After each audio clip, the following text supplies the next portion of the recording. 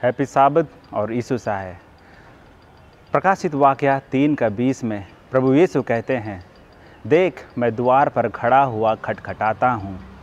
यदि कोई मेरा शब्द सुनकर द्वार खोलेगा तो मैं उसके पास भीतर आकर उसके साथ भोजन करूँगा और वह मेरे साथ। इस सुंदर वचन के द्वारा मैं आप सबका स्वागत करना चाहता हूँ इस ऑनलाइन वस्पर सर्विस पे।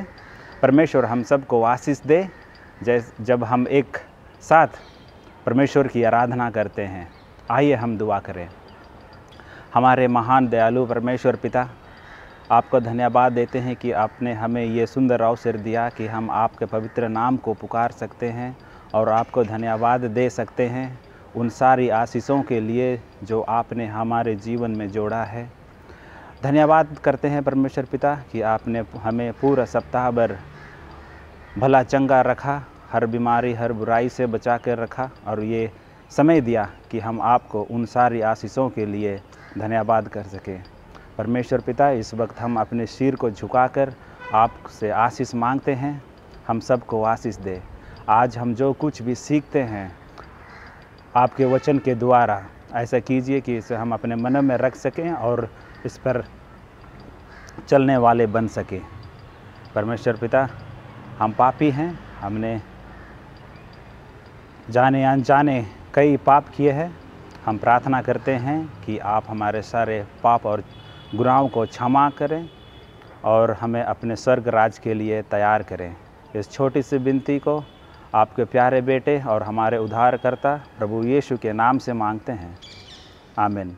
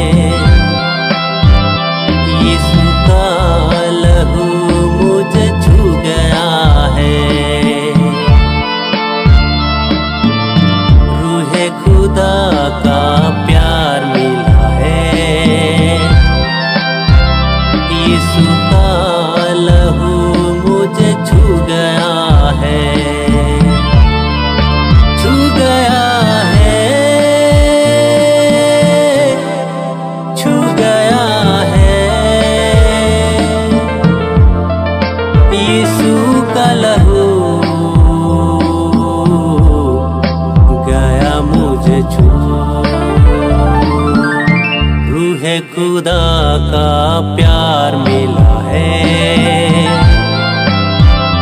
यीशु का लहू मुझे छू गया है, छू गया है, छू गया है। यीशु का लहू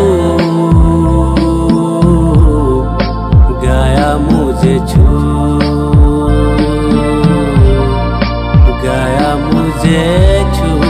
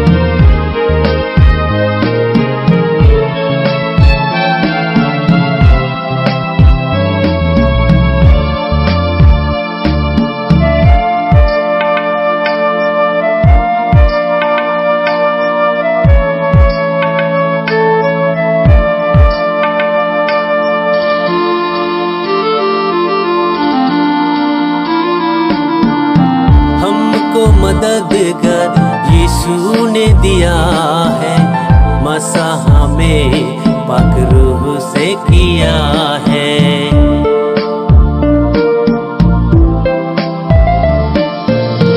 हमको मददगार यीशु ने किया है, मसीह हमें पाक रूह से किया है। अब ना उदासी है ना दर्द कोई, प्याला शिफा का हमने पिया है। अब भी जिंदगी अब दी खुशी, रोशनी हमें रूह से मिली, रूह से मिली।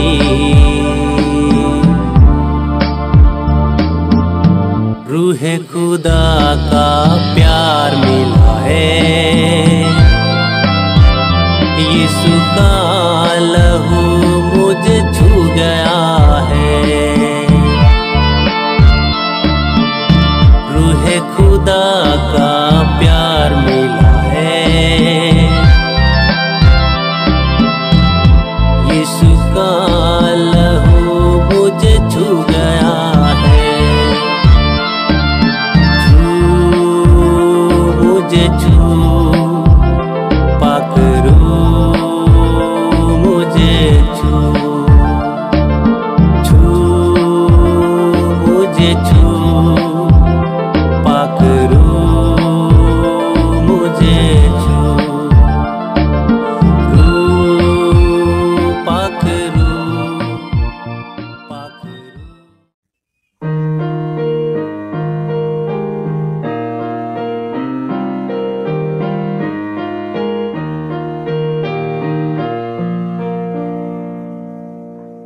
मेरे मन क्यों है उदास, यीशु पर रख उम्मीद और आस, वो है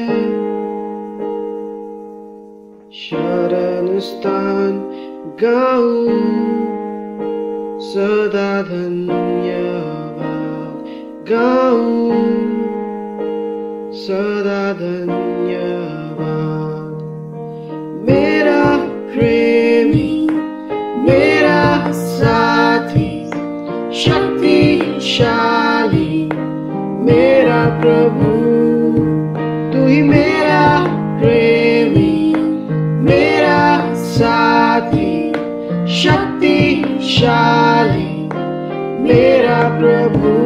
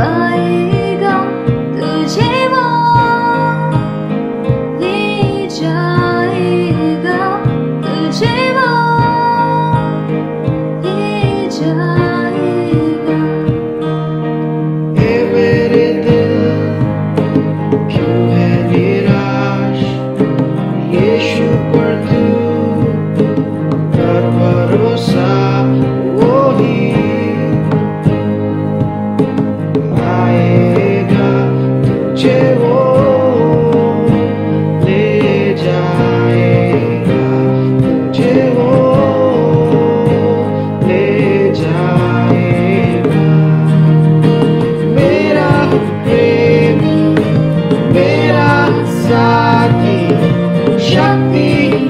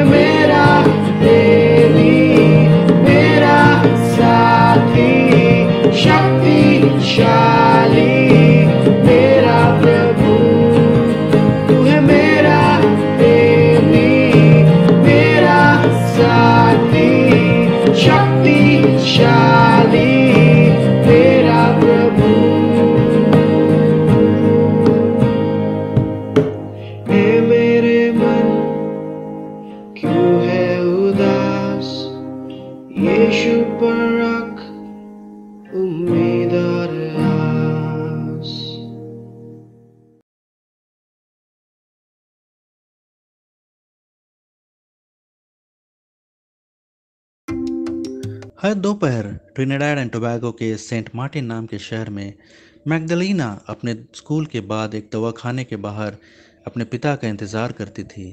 कभी कभी उसे 1 घंटे से भी ज़्यादा इंतज़ार करना पड़ता था। इस दौरान वो दवाखाने के अंदर बाहर जाते लोगों को देखती और सोचती थी कि क्या ये लोग प्रभु यीशु को प्रेम करते हैं। एक दिन मैग्दलीना ने अपने पिता के कार में बैठते हुए एक सवाल पूछा, इस दवाखाने में कितने सारे लोग आते जाते हैं, क्या मैं उन लोगों को मिशन पुस्तिका बांट सकती हूँ? मैग्दलीना के पिता यह सुनकर खुश हुए कि उसकी बेटी लोगों को प्रभु यीशु के बारे बताना चाहती है। उसने तुरंत कहा, ज़रूर, क्यों नहीं। फिर उसके पिता घर से कुछ मिशन पुस्तिका निकालते हैं और मैग्दलीना उन सबको अपने स्कूल बैग में रख लेती है। अपने स्कूल के बाद वो मिशन पुस्तिका लोगों को बांटने लगती है। वो कहती है, हेलो, आप कैसे हैं? क्या मैं आपको यह दे सकती हूँ? यह प्रभु यीशु के प्रेम के बारे है। सभी वो पुस्तिका ले लेते हैं, कोई भी इनकार नहीं करता। जब मैग्दलीना के पिता उसे लेने पहुँचे, उसने खुशी खुशी बताया कि उसने सारे पुस्तिकाएं बांट दी। फिर क्या, मैग्दलीना ने अगले दिन और भी पुस्तिका ली और यह सिलसिला जारी रहा।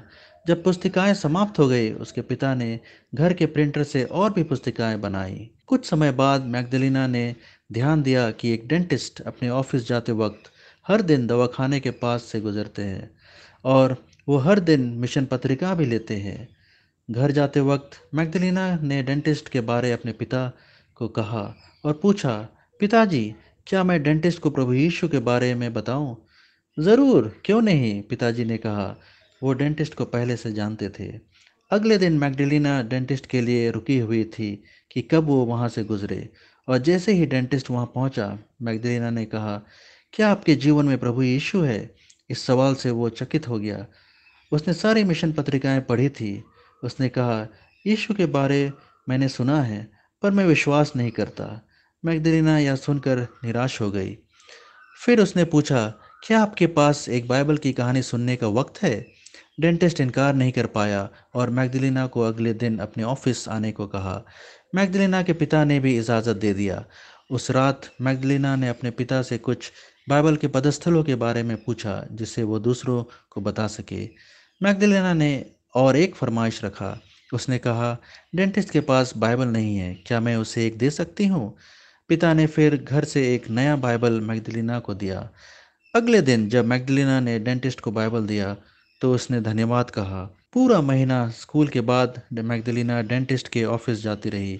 वो दोनों साथ में बाइबल पढ़ते थे और बाइबल कहानियों के बारे में बात करते थे। धीरे धीरे डेंटिस्ट प्रभु यीशु में विश्वास करने लगे।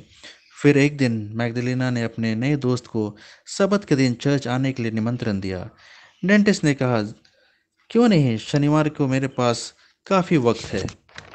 मैग्दलीना बहुत खुश थी और जब उसके पिता उसे लेने आए, मैग्दलीना ने अपने पिता को कहा कि उसने डेंटिस्ट को चर्च आने के लिए निमंत्रण दिया है और वो आने वाले हैं।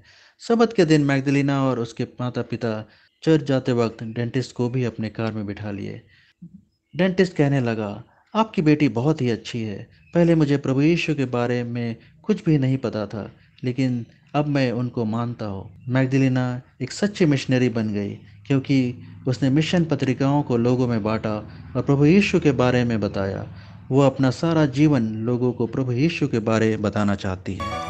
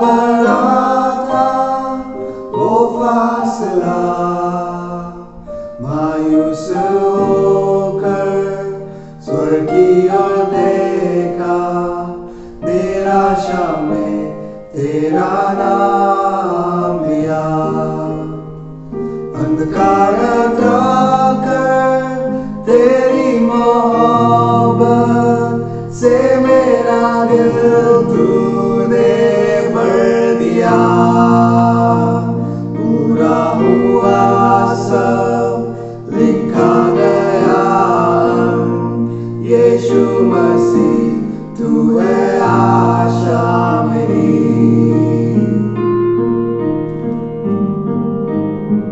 किसने था सोचा कि ऐसी दया मिलेगी हमको भरपूरी से।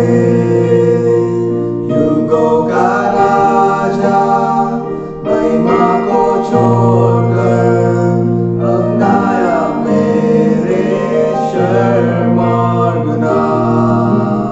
क्रूस से मैंने पाई है माफी, मैं हो गया उस राजा का सुंदर मसीहा।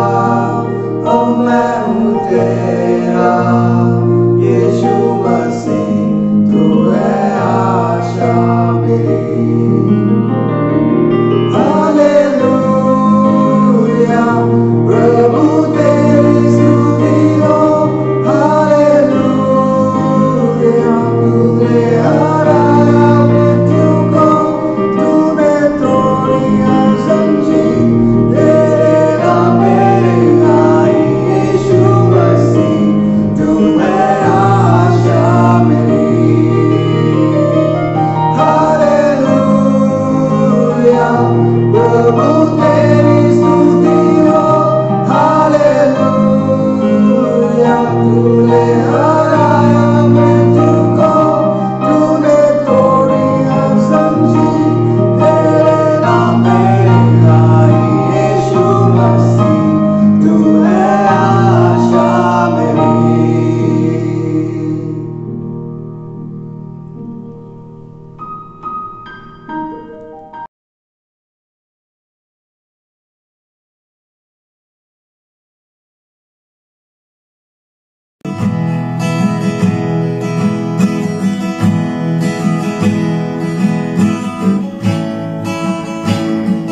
तेरे बिन मैं कुछ भी नहीं,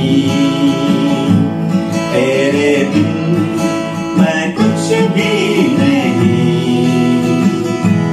है खुदावन यीशु, तेरे बिन मैं कुछ भी नहीं। तो यीशुआ, यीशुआ करूं आराधना।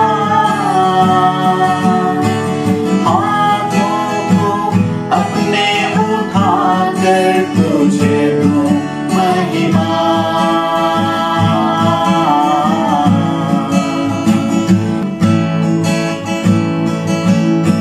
खाली हूँ, भर दे मुझको, है दुआ तुझसे, है दुआ तुझसे। कुछ भी मैं नहीं हूँ बिना तेरे। तो यीशुआ, यीशुआ करूं आराधना। हाथों को अपने उठाकर तुझे दूं महिमा।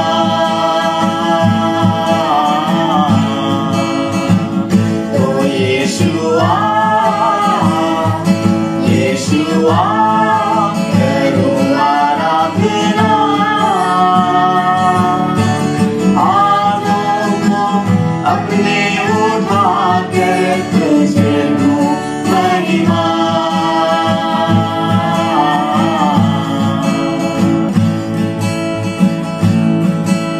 सर को अपने झुकाता हूँ, मैं तेरे हुजूर, मैं तेरे हुजूर बनकर कुर्बानी आता हूँ तेरे हुजूर। तो यीशु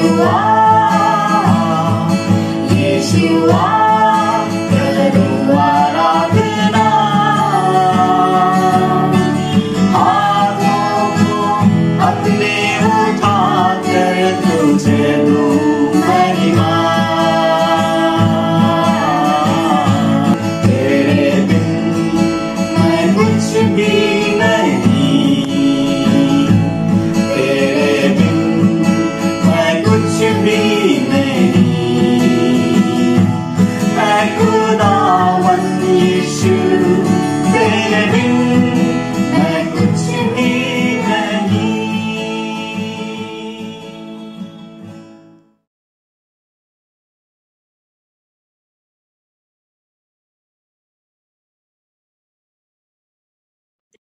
सबत का दिन आप सबको मुबारक हो और शुक्रगुजार हैं प्रभु के कि उन्होंने हमें एक बार फिर ऐसा सुअवसर दिया है कि हम एक साथ इकट्ठा हो सकते हैं और प्रभु की पाक हजूरी में आकर उन्हीं के वचन पर ध्यान लगाकर उन्हीं के साथ चलने वाले बन सकते हैं। जैसा हमने बीते कल में जिक्र किया है कि हम एक परिवार समान इकट्ठा होते हैं और ठीक जैसे एक परिवार अपनी समस्याओं परिस्थितियों जिनसे वह गुजर रहे होते हैं उनके बारे में वह चर्चा करते हैं, उस विषय पर बातचीत करते हैं, तो हम उसी प्रकार से चीज़ों कुछ ऐसे विषयों पर चर्चा करते आए हैं जिनकी हमें ज़रूरत है, शायद ऐसी चीज़ें जिनकी हमारे बीच एक कमी है। और प्रभु आज एक बार फिर आज इस संदेश के द्वारा उन चीज़ों के बारे में हमारे से बातचीत करना चाहते हैं, उन चीज़ों को हमारे सामने रखना चाहते हैं जिन चीज़ों की हमारे इस धार्मिक जीवन में एक कमी है, हमारे पारिवारिक जीवन में एक कमी है। आइए अपने सरों को झुकाएंगे और प्रार्थना के साथ आज की सभा की शुरुआत करेंगे। आइए प्रार्थना करें। प्यारे परमेश्वर, एक बार फिर बहुत धन्यवादी हैं प्रभु इस खास मौके के लिए। धन्यवादी हैं प्रभु इस पारिवारिक सभा के लिए जो आपने हमें एक बार फिर आमंत्रित किया है अपनी हुजूरी में। और आप चाहते हैं प्रभु कि हम आपकी शरण में बैठकर आपसे वह धार्मिक रोशनी प्राप्त कर कर इस अंधकार की दुनिया में, इस अंधकार के जीवन में उस आसमान, उस स्वर्ग की रोशनी को प्रकाशित करते हुए पाए जाएं इस धरती पर, ताकि जो कोई भी देखने वाला बन सके, कलीसिया की ओर देखने वाला बन सके, हर अजीज के जीवन की ओर, उनके परिवार की ओर देखने वाला बन सके, वह ये कह सके कि सचमुच में ये परमेश्वर के चुने हुए लोग हैं, सचमुच में ये उस रोशनी की, उस उज्ज्वलित किरण की एक संतान है जो प्रभु के साथ सदा चलते हुए पाए जाते हैं। प्रभु एक बार फिर विनती करते हैं कि आप हमारे दिलों को पाक साफ करें। विनती करते हैं कि आप हमारे जीवन से पाप के हर कलंक को मिटाएं। ये हमारी गुजारिश है प्रभु कि आज हम आपके द्वारा नए किए जाएं, आपकी पवित्र आत्मा से परिपूर्ण किए जाएं और आपके साथ सदा का जीवन व्यतीत करते हुए पाए जाएं। एक बार फिर प्रभु जी हमारा मार्गदर्शन कीजिएगा। जो बातें हम करने जा रहे हैं उससे हमारे दिल को ठेस पहुंचकर, दिल कठोर होकर आपसे मन फिराव ना करने, बल्कि प्रभु जी विनती है कि जो सबक आज हमें दिया जाता है उसको अपने दिलों में रखकर हम उसी में आत्मिक उन्नति में चलने वाले बन सके। तो एक बार फिर प्रभु जी विनती करते हैं कि आप हमारी अगुवाई कीजिएगा, अपनी पवित्र आत्मा के द्वारा हमें उन गहरी चीज़ों को सिखाइएगा जिन चरित्र की हमारे इस आत्मिक, इस मसीही जीवन में एक कमी है। आइए प्रभु जी एक बार फिर हमसे अपने दिल से बातचीत कीजिएगा, क्योंकि ये सारी आशीषें हम आपके प्यारे बेटे प्रभु यीशु के नाम से मांगते हैं, आमीन। एक बार फिर आप सबका स्वागत है और धन्यवाद हैं प्रभु के कि एक बार फिर उन्होंने हमें एकत्रित किया है ताकि हम अपना सारा ध्यान प्रभु की ओर लगाने वाले बन सकें। आज के पढ़ाई की शुरुआत हम करेंगे मत्ती की किताब, उसका 24 अध्याय। प्रभु यीशु के शब्द थे ये, मत्ती की किताब उसका 24 अध्याय। कई बार हम इस अध्याय पर अपना ध्यान लेकर जाते हैं और बहुत अहम ये अध्याय है क्योंकि ये उस अंत के समय के बारे में जिक्र करता है। प्रभु हमें बताते हैं कि अंत के दौर में कैसी चीज़ें होंगी, क्या चिन्ह है उनके आने के क्या चिन्ह है, जिससे हमें ये पता चल सके कि प्रभु का आगमन जो है बहुत जल्द है। आइए मेरे साथ मत्ती की 24 किताब और मत्ती के 24 अध्याय में और उसकी 12 आयत हम पढ़ रहे हैं। मत्ती की 24 की 12 में कुछ इस प्रकार लिखा है, और अधर्म के बढ़ने से बहुतों का प्रेम ठंडा हो जाएगा। अधर्म के बढ़ने से बहुतों का प्रेम ठंडा हो जाएगा। बहुत ध्यान दीजिएगा क्योंकि बहुत ही एक गहरा सबक है यहाँ पर हमारे सीखने के लिए। प्रभु यीशु के शब्द हैं और वह कहते हैं कि जहाँ अधर्म की बढ़ोतरी होती है वहाँ प्रेम का घटना पाया जाता है। जहाँ अधर्म बढ़ता है वहाँ प्रेम घट जाता है, प्रेम ठंडा पड़ जाता है। जो स्वर्ग की ज्वाला, जो स्वर्ग की आग के द्वारा जहां प्रेम भरपूर हुआ करता था, वहां अधर्म के आने से, पाप के आने से, पाप की मौजूदगी दिल के उस प्रेम को ठंडा कर देती है। पाप की उपस्थिति दिल के उस प्रेम को आपके जीवन से वंचित कर देती है। बाइबल हमें बहुत स्पष्ट रूप से प्रभु यीशु अंत के दौर के बारे में बहुत सरल, बहुत स्पष्ट शब्दों में हमारे सामने ये सीख को रखते हैं और कहते हैं कि जहां अधर्म आपके जीवन में बढ़ेगा, जहां अधर्म आपकी कलीसिया में बढ़ेगा, वहां प्रेम का भी ठंडा होना, प्रेम से भी आप रहित होते चले जाएंगे। बहुत ही अहम एक सीख है जो प्रभु चाहते हैं हम इस पर अपना ध्यान लगाएं। अधर्म के बढ़ने से बहुतों का प्रेम ठंडा हो जाएगा। आइए पतरस की ओर अपना ध्यान लेकर जाएंगे और देखेंगे कि पतरस इस विषय में हमसे क्या बातें करता है। दूसरा पतरस उसका पहला अध्याय और उसकी 6ठी आयत, दूसरे पतरस की 1:6 में पढ़ रहा हूं। बाइबल कहती है, और समझ पर संयम, और संयम पर धीरज, और धीरज पर भक्ति, और 7वीं आयत यदि आप पढ़ें तो बाइबल कहती है, और भक्ति पर भाईचारे की प्रीति, और भाईचारे की प्रीति पर प्रेम बढ़ाते जाओ। समझ पर संयम, संयम पर धीरज, धीरज पर भक्ति, भक्ति पर भाईचारे की प्रीति, भाईचारे में प्रेम, और भाईचारे की प्रीति पर प्रेम बढ़ाते जाओ। भाईचारे की प्रीति पर प्रेम बढ़ाते चले जाओ। इसे बाइबल बताती है, पतरस के शब्द हैं, कहता है कि हमें इस बढ़ोतरी में, बहन एल वाइट भी हमें बहुत ही बढ़िया शब्दों में बताती हैं कि मसीही जीवन एक बढ़ोतरी का जीवन होना चाहिए। आपको जमा करते चले जाना है इन सारी अच्छे इन चरित्र की, इन चीजों को हमारे जीवन में लगातार, ऐसे स्वभाव जो है हमारे जीवन में लगातार बढ़ते चले जाएं। ये प्रभु की इच्छा है। बाइबल हमें यहाँ बताती है, पतरस के शब्द हैं, और वह कहता है कि जब आप संयम के साथ धीरज बढ़ाएं और धीरज पर आप भक्ति, जैसे आप एक इमारत खड़ी कर रहे हो और एक ईंट के ऊपर दूसरी ईंट रख रहे हैं, तो संयम के ऊपर धीरज की ईंट, और धीरज के ऊपर भक्ति की ईंट, और भक्ति के ऊपर भाईचारे की प्रीति। ध्यान दीजिएगा अजीजों, आपका संयम और धीरज और भक्ति किसी काम का नहीं है यदि इन सारी ईंटों के ऊपर आपने उस भाईचारे का प्रेम नहीं रखा है। और इस भाईचारे की प्रीति के ऊपर प्रेम, एक ऐसा प्रेम अजीजों, एक ऐसा प्रेम जैसा परमेश्वर ने इस पूरे जगत से किया। एक ऐसा प्रेम जैसे यूहन्ना की 3:16 में हम पढ़ते हैं, कैसा प्रेम जो प्रभु ने इस पूरे जगत से किया। ऐसा प्रेम किया, शर्त रहित प्रेम किया। यदि आप यूनानी भाषा में उस शब्द को देखें तो शर्त रहित प्रेम किया, अनकंडीशनल अंग्रेजी में कहते हैं। यूनानी शब्द है अगापे। एक ऐसा प्रेम किया जो बिल्कुल शर्त रहित है, कोई शर्तें नहीं रखी, ऐसा करोगे तो मेरा प्रेम प्राप्त कर पाओगे। बाइबल बहुत स्पष्ट शब्दों में बताती है कि आपसे एक शर्त रहित प्रेम प्रभु आपसे करता है। और बाइबल यहां कहती है कि जब आप भाईचारे की प्रीति पर प्रेम बढ़ाते जाएं, आप प्रेम बढ़ाते जाएं, एक शर्त रहित प्रेम, एक ऐसा प्रेम जैसा प्रभु ने आपसे किया है, ऐसे प्रेम में आप बढ़ते चले जाएं। क्योंकि प्रभु यीशु में बताते हैं, मत्ती की 24 में हमने वहां से शुरुआत की थी, कि अंत के इस दौर में कुछ ऐसा ही होगा, जहां अधर्म बढ़ता चला जाएगा वहां प्रेम ठंडा पड़ता चला जाएगा। जहां धर्म बढ़ता चला जाएगा वहां परमेश्वर जैसा प्रेम लोगों के जीवन में देखना कम और कम और कम होता चला जाएगा। पतरस की ही किताब में इसी अध्याय में दूसरे पतरस की 1:12 और 13 आप मेरे साथ देखिएगा।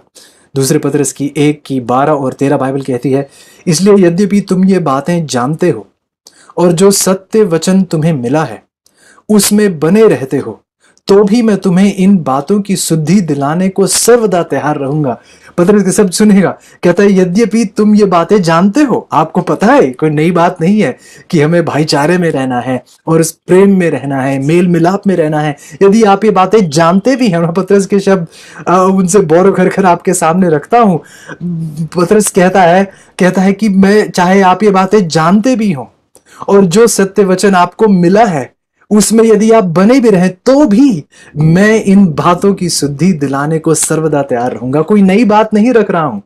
पतरस के शब्दों को मैं लेकर आपके सामने दोबारा एक नई सिरे से आपके सामने रखता हूं कि कोई नई बात आपसे मैं नहीं कह रहा, आप जानते हैं इस विषय के बारे में। लेकिन पतरस कहता है कि यदि आपको पता भी है तो भी मैं आपको ये सर्वदा याद दिलाने में मैं सर्वदा आपके सामने तैयार रहूंगा। 13 आयत में लिखा है, और मैं ये अपने लिए उचित समझता हूं कि जब तक मैं इस डेरे में हूं तब तक तुम्हें शुद्धि दिला दिलाकर उभारता रहूं। तब तक मैं आपको शुद्धि दिला दिलाकर, आपको याद दिला दिलाकर आपको उभारता रहूं कि आप इस प्रेम में खिलते रहें, आप इस प्रेम में बढ़ते रहें। और मैं उचित समझता हूं, मैं एक बार फिर पतरस के शब्दों को लेकर आपके सामने पेश करता हूं कि चाहे आप जानते भी हो, चाहे आपको समझ भी हो, चाहे आप इस सबक में, इस सीख में चाहे आप कायम भी हो, तो भी पतरस की तरह मैं कहता हूं कि मैं उचित समझता हूं अजीजों कि हमें इन बातों को बार बार याद दिलाकर, बार बार इन बातों पर मनन कर कर एक दूसरे को इस प्रेम में उभारते रहना है, एक दूसरे को इस प्रेम में उत्साहित करते रहना है, ताकि हम उस धार्मिकता में, उस प्रेम में, उस उत्तमता में, उस पवित्रता में हम लगातार बढ़ते चले जाएं, लगातार उभरते चले जाएं। प्रभु की ये इच्छा है अपने लोगों के प्रति। आइए इन चीजों को ध्यान में रखते हुए आइए हम चलेंगे पहले यूहन्ना की किताब की ओर। पहला यूहन्ना जो है बहुत ही एक अहम किताब है। आगे आने वाले दिनों में एक सीरीज करेंगे हम पहले यूहन्ना, जो यूहन्ना की ये जो तीन जो खत उन्होंने लिखे हैं, पहला यूहन्ना, दूसरा और तीसरा यूहन्ना, बहुत ही बेहतरीन ये खत हैं और बहुत गंभीर बातें जो है वहाँ की जाती है। शायद कुछ ऐसी बातें जो आपको ऐसी स्पष्टता में शायद कहीं और ना मिले बाइबल में, वह यूहन्ना के द्वारा इन तीन खतों में लिखी जाती है और ये बहुत ही अहम सीख है हमारे लिए। लेकिन आइए इसी विषय पर, भाईचारे पर, इस प्रेम पर पतरस कहते हैं कि हम उचित समझते हैं कि हमें ये बार बार इन चीज़ों की याद दिलानी है ताकि हम इस प्रेम में उभरते रहें। प्रभु यीशु हमसे कह रहे हैं, ध्यान दीजिएगा, क्योंकि आप चाहे ना चाहें कि आपके दिलों से प्रेम ना जाए, आप चाहे ना कोशिश करें कि मुझे नफरत करनी है, प्रेम नहीं करना, लेकिन प्रभु यीशु हमें बताते हैं कि जहां आप अधर्म को अपने जीवन में जगह देंगे वहां प्रेम अपने आप ठंडा पड़ता चला जाएगा।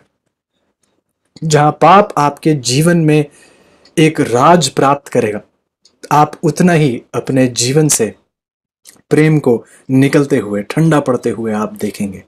पहले यूहन्ना की किताब में जाएंगे, उसका तीसरा अध्याय, पहला यूहन्ना उसका तीसरा अध्याय, और मैं चाहूंगा आप मेरे साथ उसकी 10 आयत देखें। पहले यूहन्ना की 3:10 बाइबल कहती है, इसी से परमेश्वर की संतान और शैतान की संतान जाने जाते हैं। एक बार फिर पहले यूहन्ना की 3:10 बाइबल कहती है, इसी से परमेश्वर की संतान और शैतान की संतान जाने जाते हैं। जो कोई धर्म के काम नहीं करता वह परमेश्वर से नहीं। बहुत ध्यान से सुनेगा, धीमी गति से इस आयत को देखेंगे, समझ के साथ इस आयत को देखेंगे। परमेश्वर की संतान और शैतान की संतान की परख इसी प्रकार होती है कि जो कोई धर्म के काम नहीं करता वह परमेश्वर से नहीं। जिसका मतलब कि जो धर्म के काम नहीं करता है वह अपने चरित्र के द्वारा, अपने स्वभाव के द्वारा, अपने कर्मों के द्वारा यह जताता है कि मैं शैतान की संतान। सिर्फ एक दावा करने से, विचार रखने से कि हाँ मैं प्रभु की संतान, उन्हीं की सच्चाई, उन्हीं की सेवकाई में लगा रहूं, लेकिन अधर्म को भी आप गले लगाए रखें। ऐसे इन दोनों, इस अंधकार और रोशनी को घुल मिलाकर आप अपने जीवन में रखना चाहते हैं। बाइबल कहती है यदि जो कोई धर्म के काम नहीं करता है, जिसने अधर्म को गले लगा रखा है, वह अपने इस चरित्र के द्वारा, वह अपने चुनाव के द्वारा पूरी दुनिया के सामने यह दर्शाता है कि वह शैतान की संतान है। लेकिन आगे एक और बहुत अहम सीख 10वीं आयत में, पहले यूहन्ना की 3:10, इसी से परमेश्वर की संतान और शैतान की संतान जाने जाते हैं। जो कोई धर्म के काम नहीं करता वह परमेश्वर से नहीं, और ना वह जो अपने भाई से प्रेम नहीं रखता। ये सच्चाई बहुत अहम है। हम शायद इन बातों को अनदेखा कर देते हैं। बाइबल बहुत स्पष्ट शब्दों में बताती है कि हाँ, यदि आपने अधर्म को गले लगा रखा है तो आप अपने इस चुनाव के द्वारा यह दर्शा रहे हैं कि आप शैतान की संतान हैं। ठीक उसी प्रकार वह व्यक्ति भी जो भाईचारे में नहीं रहता, अपने भाई से प्रेम नहीं करता, अपने अजीजों के साथ प्रेम और मेल मिलाप में नहीं रहता, वह यही दर्शा रहा है अपने स्वभाव के द्वारा, अपने चुनाव के द्वारा, वह यही दर्शा रहा है कि वह शैतान की संतान है। जब मैं ये कहूं कि ये अधर्म का काम हुआ, कि आपके मन में लालच है, या आपके मन में घमंड है, या आपके मन में ईर्ष्या है, या आपके मन में दुनियावी चीजों के प्रति एक मोह माया है, जब मैं ये बातें करूं तो आप कह सकते हैं कि हाँ, ये बहुत अधर्म के काम है। हाँ, ऐसी चीजों के द्वारा तो सचमुच में हम यही दर्शाते हैं कि हम शैतान की संतान हैं। लेकिन क्या आपने ध्यान से सुना? यूहन्ना के शब्द हैं कि यदि यदि कोई व्यक्ति अपने भाई से प्रेम नहीं रखता, वह भी यही दर्शाता है, वह भी यही दिखा रहा है कि वह परमेश्वर की संतान नहीं बल्कि शैतान की संतान है। जहां अधर्म, और प्रभु यीशु ने हमें पहले ही बता दिया है कि चाहे आप इस बात का चुनाव भी ना करें कि नहीं, मैं उस भाई से प्रेम नहीं करना चाहता या उस व्यक्ति से बात नहीं करना चाहता, यदि आप ये चुनाव ना भी करें, जहां अधर्म आपके जीवन में बढ़ेगा, अधर्म उस नफरत की, अधर्म उस प्रेम से वंचित होने की नींव है। अधर्म ही वो नींव है जिस पर प्रेम जो है निकल जाता है अपने जीवन से। प्रभु यीशु ने पहले ही वो नींव पक्की करके बता दी है हमें कि जहां अधर्म आपके जीवन में बढ़ेगा, वहां वहां आपके दिल में दूसरों के प्रति एक ऐसे प्रेम का घटना जो है वह पाया जाएगा। आप प्रेम में घटते चले जाएंगे। बाइबल यहां बताती है कि जब ऐसा प्रेम आप नहीं रखते हैं एक दूसरे के प्रति, तो आप यही दर्शा रहे हैं कि आप शैतान की संतान हैं।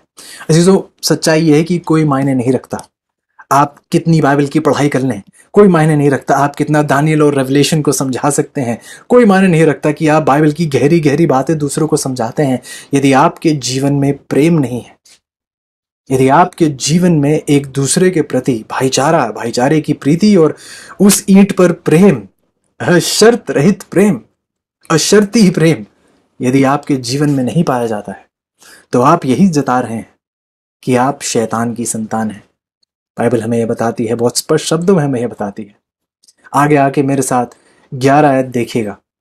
11 आयत में लिखा है, पहले यूहन्ना की 3:11 में बाइबल कहती है, क्योंकि जो समाचार तुमने आरंभ से सुना वह यही है कि हमें एक दूसरे से प्रेम रखें।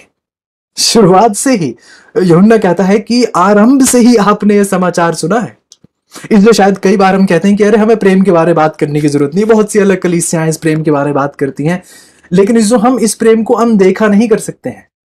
हाँ, और भी बड़ी बड़ी बातें हैं बात करने के लिए, लेकिन और कोई भी बातें कोई मायने नहीं रखती, और कितनी भी बड़ी सीख कोई मायने नहीं रखती है यदि वो एक प्रेम से भरे हुए दिल से नहीं उभरती है।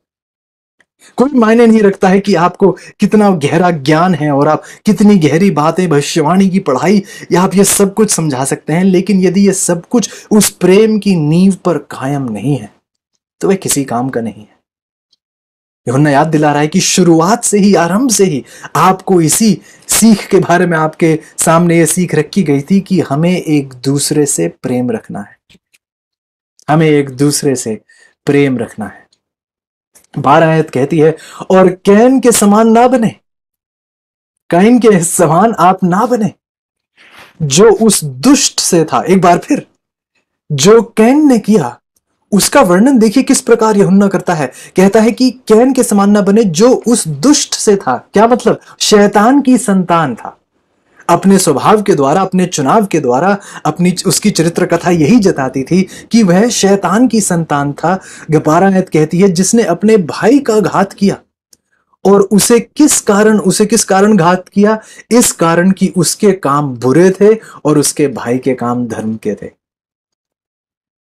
उसने अपने भाई को देखकर ये नहीं कहा कि मैं भी अपने भाई की तरह धार्मिक बनना चाहता हूं, पवित्र बनना चाहता हूं, बल्कि अपने भाई के धर्मी कामों को देखकर उसके दिल में कैसी ईर्ष्या, कैसी जलन उठी। उसके धर्मी कामों को देखकर उसकी बुराई जो है, उसकी बुराइयों पर से जो है पर्दा उठा। और शायद यही सच्चाई है जो कई सारे लोग मसीही लोगों से बहुत नफरत करते हैं। जैसे प्रभु यीशु हमें बताते हैं 13 आयत में, पहले यूहन्ना की 3:13, यूहन्ना कह रहा है, हे भाइयों, यदि संसार तुमसे बैर करता है तो अचंभा ना करना। यदि संसार आपसे बैर रखता है तो अचंभा ना करना, क्योंकि आपके धर्म के काम, आपका धर्मी स्वभाव दूसरों के बुरे स्वभाव के ऊपर का पर्दा हटा देता है। और शायद इसलिए बहुत से लोग परेशान होते हैं और बहुत ही चिंतित होते हैं और बहुत क्रोधित होते हैं मसीह लोगों के प्रति, क्योंकि उनका अच्छा स्वभाव, क्योंकि उनका मसीह जैसा चरित्र उनके उस अंधकार के चरित्र के ऊपर से पर्दा हटा देता है। और जब उनकी बुराई प्रकाशमान होती है उनकी भलाई के सामने, तो वह क्रोधित हो जाते हैं। और जैसे जैसे हम अपने इस संसार के अंत के करीब आते चले जाएंगे, हम देखेंगे कि ऐसे स्वभाव बढ़ते चले जाएंगे, ये क्रोध बढ़ता चला जाएगा। जैसे जैसे परमेश्वर के लोग प्रभु की पवित्र आत्मा से परिपूर्ण होते चले जाएंगे, प्रभु के चरित्र को गले लगाते चले जाएंगे, उसी की धार्मिकता में उन्नति करते चले जाएंगे, ठीक उस प्रकार शैतान का क्रोध भी उसी की संतानों में बढ़ता चला जाएगा। जहां प्रभु की संतानों में धार्मिकता बढ़ती चली जाएगी, वहां शैतान के लोगों में दुष्टता बढ़ती चली जाएगी। अचंबा ना कीजिएगा, अचंबा ना कीजिएगा जब दुनिया आपसे प्रेम ना रखे, जब आप प्रभु के साथ चल रहे हो और दुनिया आपसे बैर रखे, तो अचंबा ना कीजिएगा। आगे देखिए कि प्रभु हमें और बहुत अहम एक सीख बताते हैं। यहाँ पे 14 में देखिएगा मेरे साथ, पहले यूहन्ना की 3:14 बाइबल कहती है, हम जानते हैं, बहुत बहुत गहरी यह है, ध्यान से सुनिएगा। पहले यूहन्ना की 3:14, हम जानते हैं कि हम मृत्यु से पार होकर जीवन में पहुंचे हैं। हम जानते हैं कि हम मृत्यु से पार होकर जीवन में आ पहुंचे हैं। यदि आप उस शब्द को कि यदि हम मृत्यु से पार होकर, यदि आप उस शब्द को, अंग्रेजी में लिखा है we have passed out of life unto death, from death unto life, यदि आप ध्यान से सुने तो बाइबल कहती है कि हम मृत्यु से पार होकर जीवन में पहुंचे हैं। और यदि आप उस शब्द को देखें जो यूनानी भाषा में शब्द का इस्तेमाल किया गया है, मेटाबैनो जो शब्द है वह ये दिखाता है कि आपकी एक जियोग्राफिक मूवमेंट हुई है। आप जो शब्द का इस्तेमाल किया गया है एक काल्पनिक तौर पर नहीं है, बल्कि एक ऐसी हकीकत का आप में जो है, आप में एक बदलाव आया है। आपने एक ऐसा बदलाव आपने किया है। आपने एक, जैसे लोग ट्रांसफर करते हैं एक जगह से दूसरी जगह, आपने एक ऐसा ही जो है आपने बदलाव किया है। आपने ऐसा ही एक भूगोलिक बदलाव जो है आपके जीवन में आया है। जैसे आप एक देश से हटकर दूसरे देश में जाकर बसना शुरू कर देते हैं, एक शहर से उठकर दूसरे शहर में बसना शुरू कर देते हैं, एक भूगोलिक बदलाव आपके जीवन में आता है। ठीक उसी प्रकार से हमें यूहन्ना यहाँ पहले यूहन्ना की 3:14 में कहता है, हम जानते हैं कि हमने एक भूगोलिक बदलाव किया है, कि हम मृत्यु की जमीन से उठकर, मृत्यु की सरजमी से उठकर हम अब जीवन में आ पहुंचे हैं। ये हमें कैसे पता है? हम जानते हैं, यूहन्ना कहता है हम ये जानते हैं कि हम मृत्यु की जमीन से उठकर जीवन की जमीन पर आ पहुंचे हैं। लेकिन ये हमें कैसे पता चला है? 14 आयत कहती है, क्योंकि हम भाइयों से प्रेम रखते हैं। ओह, अचानक से यूहन्ना ने प्रेम को ऐसा ऊंचा दर्जा दे दिया है कि उसने अब प्रेम को एक ऐसी नींव बना दिया है जिससे मृत्यु और जीवन जो है जुड़े हुए हैं, जिस पर बल्कि मृत्यु और जीवन निर्भर है। क्योंकि यूहन्ना कहता है कि आपको पता है, आप ये जान सकते हैं, आप ये परीक्षा ले सकते हैं, आत्म परीक्षा यदि आप लें तो आप जान सकते हैं कि आप मृत्यु की जमीन पर हैं या फिर आप जीवन की जमीन पर हैं, सिर्फ इस बात की परख करके कि क्या मेरे दिल में भाइयों के प्रति एक प्रेम है या नहीं। 14 आयत आगे जाके कहती है, जो प्रेम नहीं रखता वह मृत्यु की दशा में रहता है, वह मरा हुआ है। वह एक मरा हुआ शव है जो चलता फिरता है, खाना खाता है, गाने गाता है, पानी पीता है, लेकिन वह सचमुच में एक मृत व्यक्ति है। क्यों? क्योंकि उसमें प्रेम नहीं है। वह जीवन के स्थान पर नहीं खड़ा, वह मृत्यु के स्थान पर खड़ा हुआ है। वह अपनी कब्र में खड़ा हुआ है। वह जीवित लोगों के बीच नहीं, वह सचमुच में बिल्कुल मृत एक व्यक्ति है जो चल फिर रहा है, रोज बरोज के काम कर रहा है, लेकिन वह सचमुच में मृत घोषित किया गया है स्वर्ग के द्वारा। आपको पता है, आप ये जान सकते हैं, आप ये परख सकते हैं, आप ये जांच सकते हैं कि क्या आप मृत्यु में हैं या फिर आप जीवन में हैं। सिर्फ एक सरल सी परीक्षा लेकर, एक सरल सा सवाल पूछकर कि क्या मेरे दिल में मेरे भाइयों के प्रति प्रेम है या नहीं है, प्रेम है या नहीं है। यह सच है अजीजों, यह सच है कि प्रेम अकेला ही एक ऐसा स्वभाव नहीं है, प्रेम अकेली एक ऐसी चीज नहीं है जिसके द्वारा हम प्रभु के द्वारा स्वीकारे जाते हैं। लेकिन सच्चाई यह है, प्रेम अकेली वह नींव है जिस पर बाकी सारी अच्छी चीजें जो हैं कायम हैं। बाकी सारी अच्छी चीजें जो हैं इसी सच्चाई पर कायम है। प्रभु ऐसे क्यों कहते हैं? बल्कि यदि आप आगे जाकर देखें पहले यूहन्ना की 3:15 में, तो बाइबल कहती है जो कोई अपने भाई से बैर रखता है वह हत्यारा है, और तुम जानते हो कि किसी हत्यारे से में अनंत जीवन नहीं रहता। एक मिनट, जो कोई अपने भाई से बैर रखता है वह हत्यारा है, और तुम जानते हो कि किसी हत्यारे में अनंत जीवन नहीं रहता। अचानक से प्रभु ने एक और नए पायदान पर खड़ा कर दिया है प्रेम को, और कहा है कि जिसमें प्रेम नहीं है वह इस बात को स्पष्ट रूप से बताता है कि उसके पास अनंत जीवन भी नहीं है। हाँ, आपको बहुत ज्ञान है बाइबल का, हाँ आप बहुत अच्छे अच्छे काम करते हैं, बहुत सेवकाई करते हैं, बहुत सारा प्रचार करते हैं, बहुत सी अच्छी अच्छी आप बातें करते हैं, लेकिन यदि आपके दिल में भाइयों के प्रति, अपने अजीजों के प्रति, कलीसिया के प्रति एक प्रेम नहीं है, एक अशर्ती प्रेम नहीं है, तो आप में अनंत जीवन भी नहीं है। अचानक से जब ये बात रखी जाती तो आप कहते हैं एक मिनट, क्या कोई बीच का स्थान नहीं है जो हम चुन सकते हैं? क्या ये बिल्कुल इतना ही स्पष्ट रूप से कहा गया है कि मृत्यु और जीवन, बीच में कुछ रखा ही नहीं है?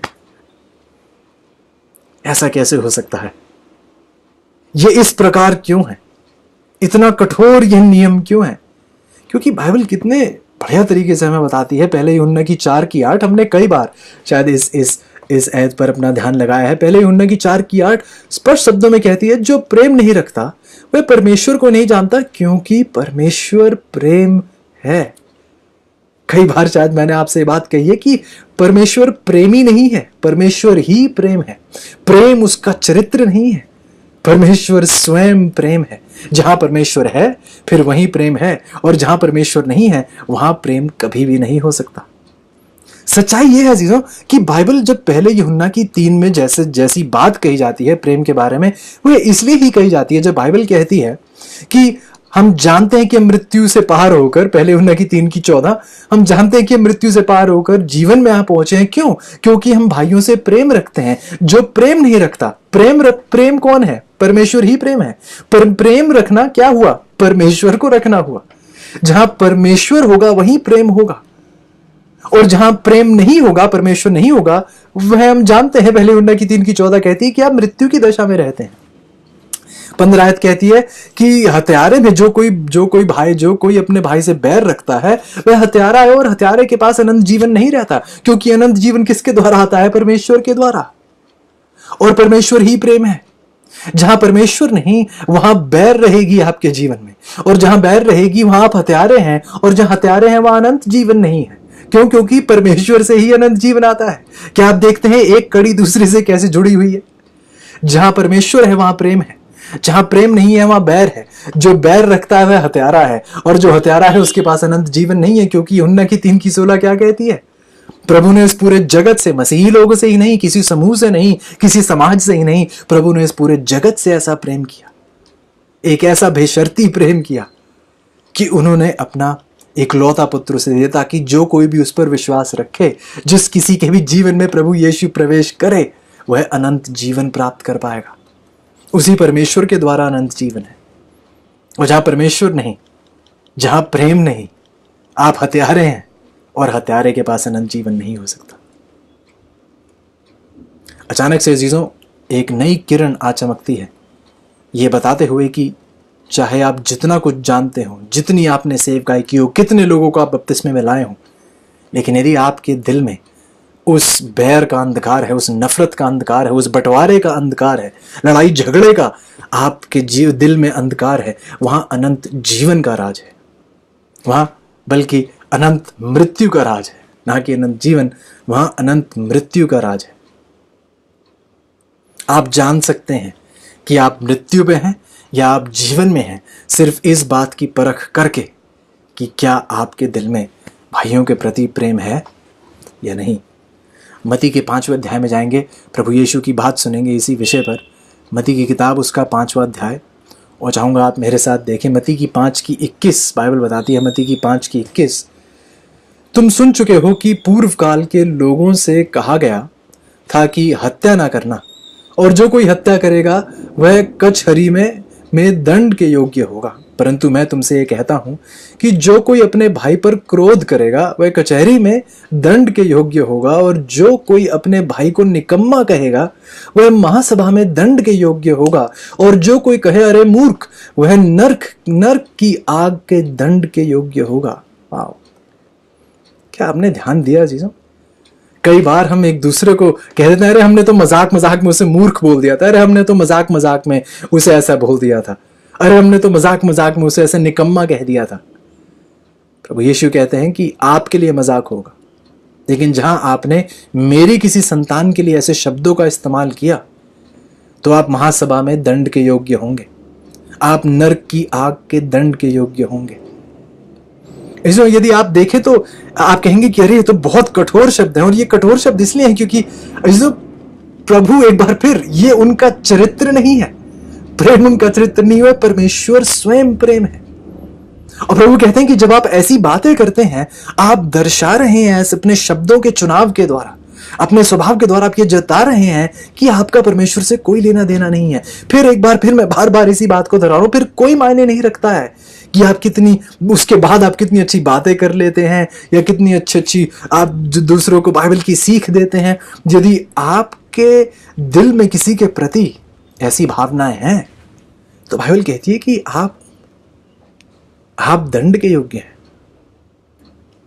बल्कि नरक की आग के दंड के योग्य हैं, महासभा के दंड के योग्य हैं। आप परमेश्वर की गैर मौजूदगी आपके जीवन में, प्रभु इस बात को कभी नहीं सह सकते, इस बात का दावा करते हुए कि हम मसीही हैं और उसी प्रभु यीशु को, उसी मसीह को हम अपने जीवन में आने की इजाजत नहीं देते हैं, उसको अपने जीवन से दूर करते हैं।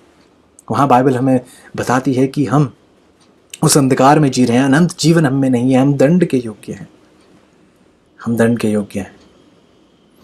आइए आगे जाइएगा मेरे साथ, पहले यूहन्ना उसका 3 अध्याय एक बार फिर अपनी नज़र वहाँ लेकर जाएंगे।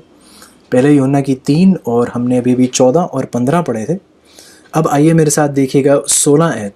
पहले यूहन्ना की 3 की 16 बाइबल कहती है, हमने प्रेम इसी से जाना कि उसने हमारे लिए अपने प्राण दे दिए।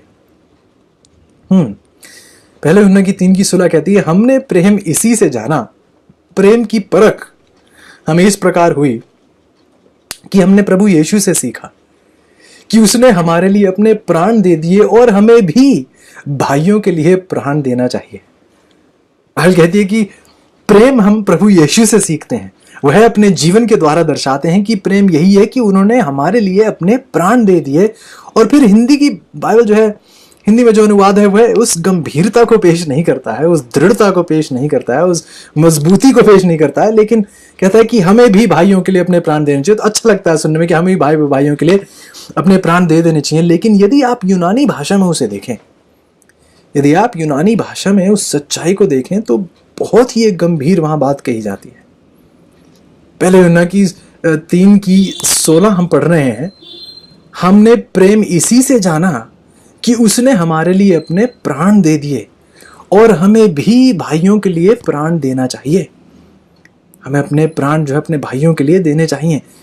यदि आप इस शब्द पर ध्यान दें कि हमें भी, यदि आप अंग्रेजी में पढ़े तो उसका अनुवाद है वी ऑट टू, ऑट शब्द का OUGHT उस शब्द का इस्तेमाल किया गया है। यूनानी भाषा में वो शब्द है ओफिलो। यदि आप उस शब्द को देखें तो वह आपके नैतिक कर्तव्य के बारे में बात करता है। वह सिर्फ यही नहीं कहता कि हाँ हमें भी ऐसा कुछ कर लेना चाहिए, अच्छी बात है ऐसा करना। यदि आप उसे मूल भाषा में देखें तो वह यह कहता है कि यह हमारा नैतिक कर्तव्य है। जिस प्रकार से प्रभु यीशु ने हमारे लिए अपने प्राण त्याग दिए, यह हमारा नैतिक कर्तव्य है कि हम भी एक दूसरे के लिए मर मिटने के लिए तैयार हो जाएं। यह हमारा नैतिक कर्तव्य है, बल्कि उसी शब्द की और गहराई में आप देखें तो यह हमारा नैतिक कर्तव्य ही नहीं, हम आभारी हैं, हम आभारी हैं। We are indebted to one another, एक दूसरे के आभारी हैं अपने प्राण के लिए। हमें अपने प्राणों के लिए हमें आभारी हैं कि हमें देने ही है अपने प्राण। बल्कि उस शब्द को और गहराई से देखें तो यह शब्द यह कहता है कि आप अपराधी ठहराए जाते हैं।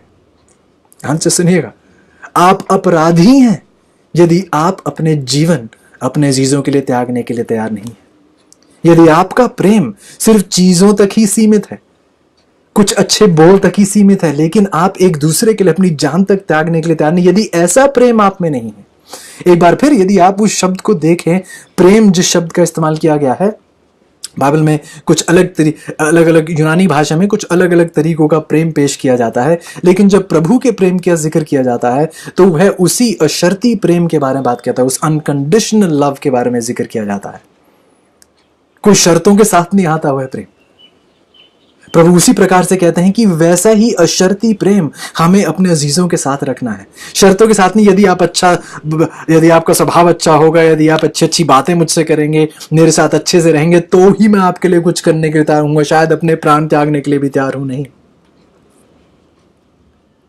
बाइबल बहुत सीधे रूप से हमें बताती है चीजों की, जब हम पापी थे, while we were still sinners, Christ died for us।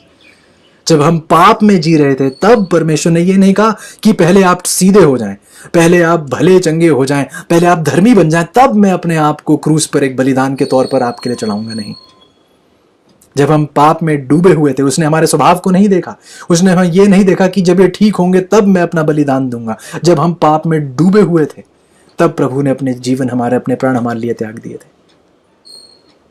और प्रभु वही पुकार उन अपने मसीही लोगों पर रखते हैं, कहते हैं कि हमें भी एक दूसरे के लिए अपने प्राण त्यागने के लिए तैयार रहना है। ये हमारा नैतिक कर्तव्य है। हम एक दूसरे के आभारी हैं इस बात पर, बल्कि हम अपराधी होंगे यदि हम एक दूसरे को इस तरीके से प्रेम नहीं करते हैं। जो ये बहुत एक ऊंचा पायदान है जो प्रभु ने हमारे लिए खड़ा कर दिया है। शायद हम सोचते हैं कि हाँ, हंस खेल लिया, किसी के साथ कुछ अच्छी मीठी बातें कर ली, किसी को कॉल कर लिया है, किसी के साथ बस प्रार्थना कर ली, तो हाँ, बस इसी में सारा हमारा प्रेम जताया जाता है। यदि हम एक दूसरे के लिए मर मिटने के लिए तैयार नहीं है अजीजों, तो हम उस प्रेम के बारे में नहीं कुछ जानते। जैसा प्रेम प्रभु यीशु ने हमसे किया और जैसे प्रेम की वह मांग करता है, ये एक सुझाव नहीं है, ये एक आदेश है, ये एक कर्तव्य है, ये एक नियम है कि जिस तरीके का प्रेम प्रभु ने हमसे किया है, हमें भी वैसा ही प्रेम एक दूसरे के प्रति करना है। पहले यूहन्ना की 3:17 में बाइबल कहती है, पर जिस किसी के पास संसार की संपत्ति हो और वह अपने भाई को कंगाल देखकर उस पर तरस ना खाना चाहे, तो उसमें परमेश्वर का प्रेम क्यों कर बना रह सकता है।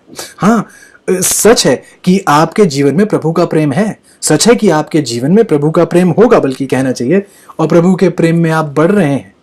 लेकिन यह प्रेम तभी बना रह सकता है, ध्यान से सुनेगा यूहन्ना के शब्दों को, यह प्रेम तभी कायम रह सकता है जब आप अपने अजीजों की स्थिति को देखकर, उनकी परेशानी को देखकर, यदि आप उनकी मदद को आगे नहीं बढ़ते हैं, तो आप में वह प्रेम कायम नहीं रह सकता। सच्चाई तो है कि यूहन्ना यहाँ संसार की संपत्ति की बात कर रहा है, लेकिन सच्चाई है चीजों की, संसार की संपत्ति एक दूसरे के साथ बांटना आसान है। किसी को भूख लगी है, खाना दे देना, किसी के पास पैसे कम है, उन्हें कुछ धन दे देना, ये आसान चीजें हैं। लेकिन किसी की संसार की संपत्ति में ही यदि कोई कंगाल हो तो ये पूरा करना आसान है। लेकिन कोई अपने नैतिक जीवन में, कोई अपने धर्मी जीवन में, कोई धर्मी चीजों में जब कोई कंगाल हो, तो उन्हें पूरा करना, इस चीज के लिए प्रभु आज हमें पुकारते हैं। यदि आप देखें कि मेरे भाई किसी बात में लड़खड़ा रहे हैं, यदि आप देखें कि मेरे अजीज विश्वास में थोड़े कमजोर हैं, उनमें ये नैतिक कंगाली है, तो ये आपका कर्तव्य है। आप आभारी हैं, आप अपराधी हैं यदि आप उनकी मदद नहीं करते हैं, यदि आप उनकी आत्मिक ज़रूरतों को पूरा नहीं करते हैं। संसारिक ज़रूरतें पूरी करना बहुत आसान है अजीज़ों, कुछ पैसे खर्चना आसान है, लेकिन किसी की नैतिक, किसी की आत्मिक कंगाली को पूरा करना ये और भी मुश्किल है, और भी मुश्किल है। और प्रभु इसी चीज़ को हमारे सामने रख रहे हैं और चाहते हैं कि हम इस बात पर ध्यान दें। 18 आयत में उसी बात को और बढ़ाते हुए प्रभु कहते हैं, हे बालकों, या पहले यूहन्ना की 3:18, हे बालकों, हम वचन और जीभ ही से नहीं, बहुत बढ़िया शब्द है, हम वचन और जीभ ही से नहीं पर काम और सत्य के द्वारा भी प्रेम करें। सिर्फ बातों में ना कहते हैं एक दूसरे से कि हम आपसे प्रेम करते हैं, हम आपके बहुत करीब हैं, हम आपको प्रार्थनाओं में याद रखते हैं। सच्चे दिल से अपने कर्मों के द्वारा, सत्य के द्वारा, अपने अपने काम के द्वारा आप जताएं। प्रेम जो है अजीजों, प्रेम जो है आपके कर्मों के द्वारा जताया जाता है। प्रेम जो है आपके कर्मों के द्वारा जताया जाता है। अंग्रेजी में एक कहावत है कि आप किसी को कुछ दे तो सकते हैं बिना प्रेम के, बिना प्रेम दिल में रखे आप किसी को दे तो सकते हैं कुछ, कोई चीज, लेकिन जहां प्रेम होगा वहां बिना दिए नहीं रह सकते हैं। क्या आपने अंतर को समझा? आप बहुत से लोगों को कुछ चीजें दे सकते हैं, चाहे अब आप उनके प्रति आपके दिल में कोई प्रेम हो भी या ना हो, आप बहुत सी चीजें किसी को दे सकते हैं। हाँ, इन्हें कुछ दे दिया, किसी और को कोई और चीज दे दी, बिना प्रेम के आप दे तो सकते हैं, लेकिन जहां प्रेम है वहां आप ना दें, ऐसा नहीं हो सकता। और यह सच्चाई शायद हमारे प्रभु यीशु के जीवन में इतने स्पष्ट रूप से नजर आती है कि जिसने जगत से ऐसा प्रेम किया कि बिना दिए रह ना सका, उसने अपना एक लौता पुत्र हमें दे दिया। उसने अपना एक लौता पुत्र, बल्कि यदि आप बहन एंड वाइट के शब्दों को सुने, युगों की आशा जो किताब है उसके 25 पेज पर जो है बहन एंड वाइट बताती हैं कि उसने हमें अपना एक लौता पुत्र एक बलिदान के तौर पर ही नहीं दिया। यदि आप उस गहराई को समझे उन शब्दों की, यूहन्ना की 3:16 में, तो प्रभु सचमुच में ये कह रहे हैं कि उसने प्रभु यीशु को हमारे नाम कर दिया कि अब आज से ये आपका है। उसने सिर्फ इसलिए नहीं दिया कि थोड़ी देर के लिए आएगा, बलिदान बनेगा, स्वर्ग पहुंच जाएगा। जब उसने अपना एक लौता पुत्र हमें दिया था, उसने सचमुच में हमारे नाम कर दिया था, अब ये आपका है, अब ये आपका है। प्रभु ने इस जगत से ऐसा प्रेम किया कि वह हमारा हो गया, कि आप एक दूसरे से ऐसा प्रेम करते हैं कि आप एक दूसरे के हो गए हैं। अब आप एक अपने आप के लिए नहीं, अब आप एक दूसरे के लिए जीते हैं। यह प्रभु की इच्छा है कि आप शब्दों में ही ना कहें कि आप प्रेम करते हैं, आप बस कुछ अच्छी मीठी बातों में ही ना कहें कि आप प्रेम करते हैं, लेकिन अपने कर्मों में, सत्य के द्वारा आप ये दिखाएं कि आप सचमुच में प्रेम करते हैं, आप सचमुच में प्रेम करते हैं। जो प्रभु चाहते हैं कि हम इस बात को समझें। प्रभु चाहते हैं कि हम इस बात पर अपनी पकड़ बनाए रखें। पहले यूहन्ना की 3:19 में बाइबल कहती है, इसी से हम जानेंगे कि हम सत्य के हैं, और जिस बात में हमारा मन हमें दोष देगा उसके विषय में हम उसके सामने अपने अपने मन को ढांढस दे सकेंगे। ध्यान से सुनिए, 18 आयत में यूहन्ना ने कहा, बालकों, हम वचन और जीभ ही से नहीं पर काम और सत्य के द्वारा भी प्रेम करें। क्यों? क्योंकि इसी से हम जानेंगे कि हम सत्य के हैं। अजीजों, हम ही नहीं, दुनिया जान पाएगी, दुनिया जान पाएगी कि हम सत्य के हैं। दुनिया जान पाएगी कि हम प्रभु के चुने हुए हैं। दुनिया जान पाएगी कि हम परमेश्वर के चुने हुए हैं। दुनिया जान पाएगी कि प्रभु ने हमें एक रोशनी के तौर पर इस जगत में रखा है। बल्कि यूहन्ना की 13, यदि आप देखें, यूहन्ना की किताब उसका 13 अध्याय, प्रभु यीशु के शब्द हैं। यूहन्ना की किताब हमारी आखिरी आयत होगी इस सभा की। यूहन्ना की किताब उसका 13 अध्याय, और मेरे साथ उसका 35 आयत देखिएगा। यूहन्ना की 13 की 35 कहती है, यदि आपस में प्रेम रखोगे तो इसी से सब जानेंगे कि तुम मेरे चेले हो। यदि आपस में प्रेम रखोगे तो सब, इसी बात से सब जानेंगे। उसने सिर्फ मसीही लोगों का जिक्र नहीं किया। प्रभु यीशु ने कहा कि यदि आपस में प्रेम रखोगे तो सब इस बात को जान पाएंगे कि आप मेरे चेले हो, आप मेरे चेले हो। आइए, हम कितना समय बिता देते हैं, बड़ी बड़ी सभाएं करते हैं, बड़े बड़े तंबू गाड़े जाते हैं, लेकिन प्रभु यीशु कहते हैं कि आपने इतना खर्चा किया इवेंजलिज्म के लिए, सुसमाचार के प्रचार के लिए, आपने बड़े बड़े जो हैं ऐसे तंबू गाड़े हैं, बड़ी सभाएं इकट्ठी की हैं, लेकिन आपने एक बहुत अहम चीज को अनदेखा कर दिया कि जितनी आप महत्वपूर्ण मानते हैं इस सभा को और इस सुसमाचार के संदेश को, उतना ही महत्वपूर्ण आपके एक दूसरे के प्रति वह भाईचारे की प्रीति और एक दूसरे के बीच वह प्रेम का मेल मिलाप ज़रूरी है, क्योंकि जहाँ परमेश्वर के लोगों में प्रेम होगा, इससे सब जान पाएंगे कि ये परमेश्वर के चेले हैं। दुनिया प्रभु यीशु को जान पाएगी, उसके प्रेम को जान पाएगी, जब वह उसी असीमित प्रेम को हमारे एक दूसरे के बीच में देखने वाले बन पाएंगे। इसलिए क्या आपकी ये इच्छा है? क्या आपकी ये इच्छा है कि आप वैसे ही प्रेम को इस दुनिया के सामने प्रकाशमान करने वाले बन सकें? यदि आज आप एक ऐसे व्यक्ति हैं जो बहुत सा प्रेम महसूस करते हैं अपने अजीजों के द्वारा, तो मेरी आपसे यही विनती रहेगी कि आप अपने आस पड़ोस में देखें किसी ऐसे व्यक्ति को जो उस प्रेम की ज़रूरत में है, जो बहुत निराश है, जो बहुत टूटा हुआ है, जो ऐसा महसूस कर रहा है कि अब उसके जीवन में कोई प्रेम नहीं बचा। लेकिन यदि आप एक ऐसे व्यक्ति हैं जो उस कमी को महसूस कर रहे हैं, यदि आप एक ऐसे व्यक्ति हैं जो आप उस प्रेम की गैर मौजूदगी के दर्द को महसूस कर रहे हैं, तो मैं आपको बस ये बात याद दिलाना चाहता हूँ, चाहे ये दुनिया आपको छोड़ दे, प्रभु ने आपसे वायदा किया है वह आपको अनंत असीमित प्रेम करेगा। यूहन्ना यिर्मयाह की किताब में प्रभु कहते हैं कि उन्होंने हमसे ऐसा अनंत प्रेम किया है। अनंत का मतलब यह है ऐसा प्रेम जिसका कोई अंत नहीं है। यदि आप देखते हैं कि आपके आस पड़ोस, आपके अपने अजीज घर परिवार कोई आपसे प्रेम नहीं रखता, तो ध्यान रखिएगा एक ऐसा परमेश्वर है जो आपसे अनंत प्रेम करता है। निराश मत होइएगा।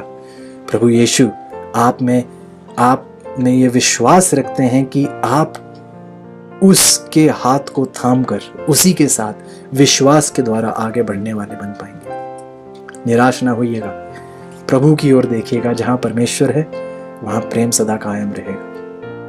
आइए, यदि आपकी ये इच्छा है, यदि आप चाहते हैं कि आप प्रभु में इस प्रकार बढ़ें, यदि आप चाहते हैं कि प्रेम में आप उन्नति करते चले जाएं, तो आइए अपने सरों को झुकाइएगा।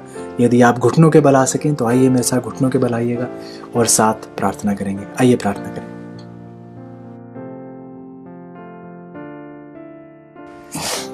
प्यार परमेश्वर, बहुत शुक्रगुजार है इस मौके के लिए। धन्यवादी है प्रभु, आपने हमें एक बार फिर इकट्ठा किया, एक बार फिर यह शुभ संदेश आपने हमारे सामने रखा, एक बार फिर आपने हमें आमंत्रित किया है कि हम उस दुनियावी लोभ माया से उठकर आपके साथ उस धार्मिकता में, उस आत्मिक उन्नति में बढ़ने वाले बन सके। धन्यवाद है प्रभु इस खास मौके के लिए, जब हम आपकी बातों पर मनन कर सकते थे, आपकी सीख प्राप्त कर सकते थे, आपके दिखाए हुए मार्ग पर चल सकते थे, इन बातों पर अपना ध्यान लगा सकते थे।